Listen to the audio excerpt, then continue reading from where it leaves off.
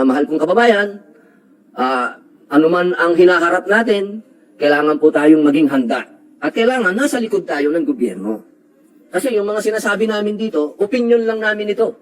Pero sa katuluhan nito, kung ano ang posisyon ng gobyerno, yun ang posisyon.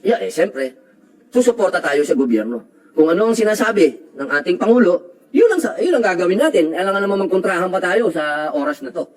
Pero ako, sinasabi ko sa inyo, mula nung hearing hanggang ngayon, isa lang ang posisyon ko. Diplomasya. Daanin natin ito sa usapin ng diplomasya.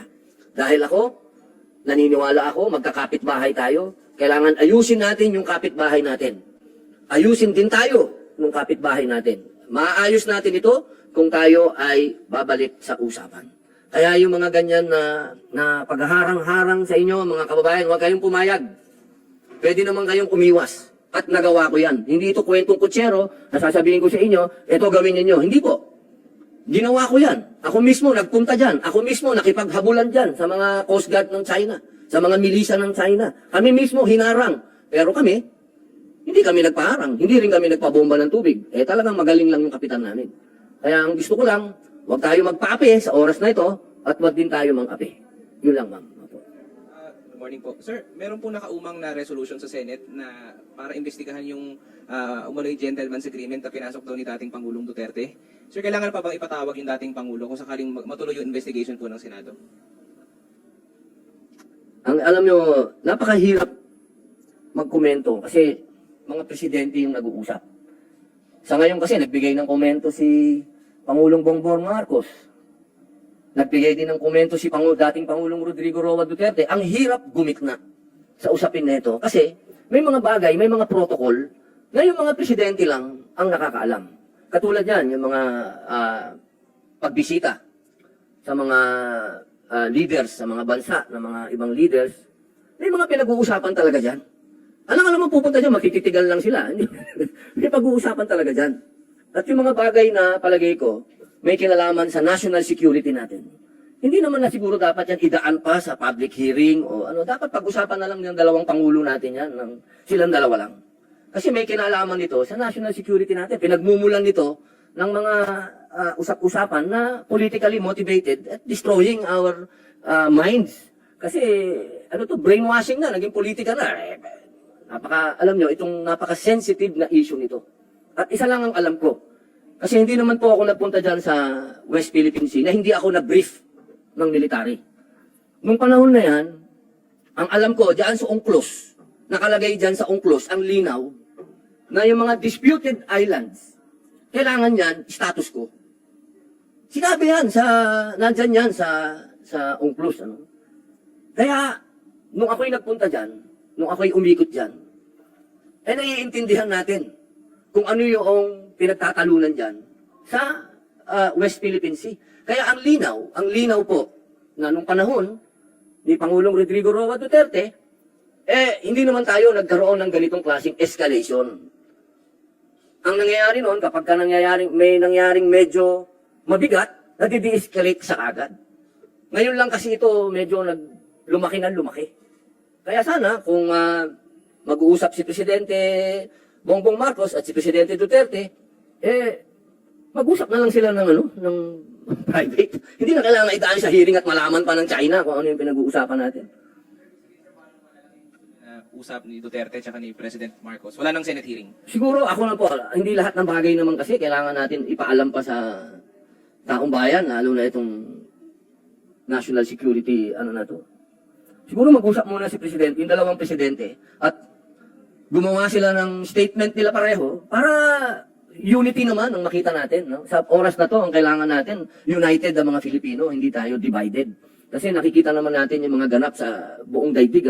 Sana naman tayo mismo, mga Pilipino, sa oras na to, huwag na natin masyadong bulaklakin ng politika kasi nasa bingit tayo, mga mahal kong kababayan. Kumbaga, nasa cliff tayo ngayon. Dalawa lang ito, tatanong ba tayo sa tubig o aatras tayo? Yun lang yun. Tatanong ba tayo ng sabay-sabay o magtutulakan tayo? Yun lang naman yan, mga kababayan. Kailangan medyo malinaw ang isip natin dito sa usapin na ito. Sir, narinig kayo kinating Pangulong Duterte. Are you convinced na sa sinabi niya na wala siya isinurrender na parang atin na Philippine territory? Ay, opo ma'am. Imposible pong may sinurrender. Dahil ako nga bagamat Yun, top secret. Pero wala naman ng top secret. Alam na, pelikula na nga yung pinunta ko dun eh. Yung pinunta ko dun sa West Philippine Sea, siguro pagpapakita na yon na walang binibitawan na teritoryo ang ating mahal na Pangulong Rodrigo Roa Duterte.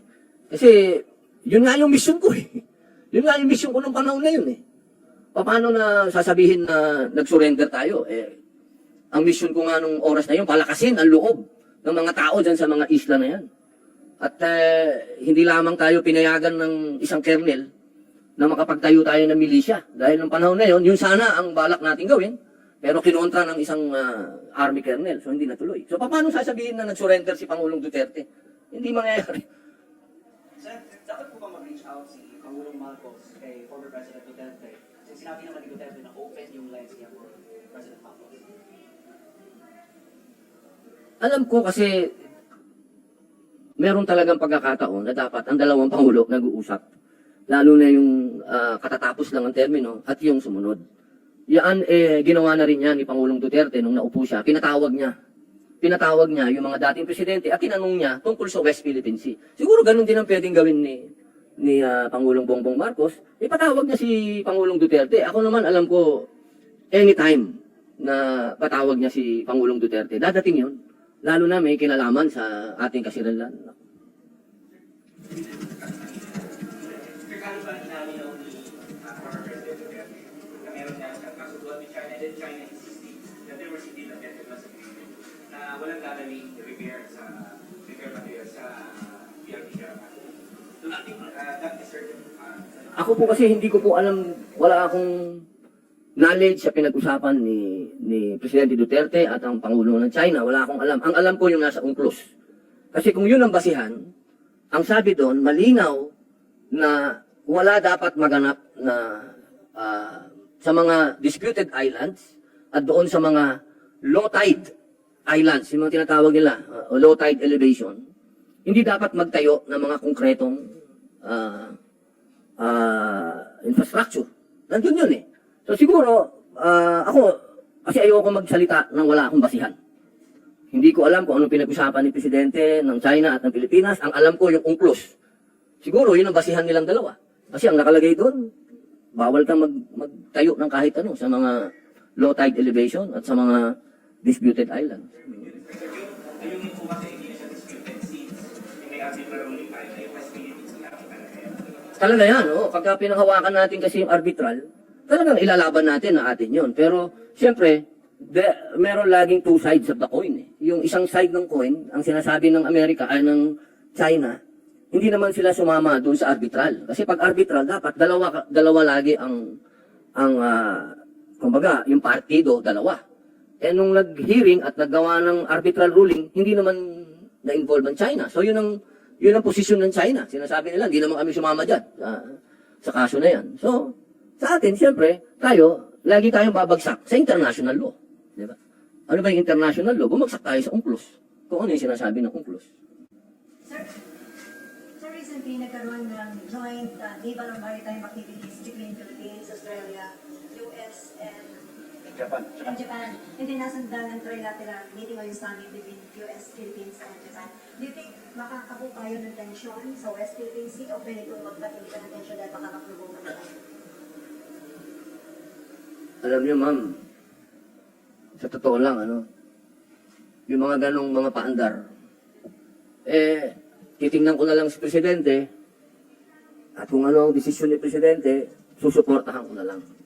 Sapagkat, siguro, siya ang Presidente, siya ang nakakaalam kung ano ang maganda para sa atin, magkaiba man kami ng pananaw, hindi na importante yung pananaw ko ngayon, kasi huli na yun.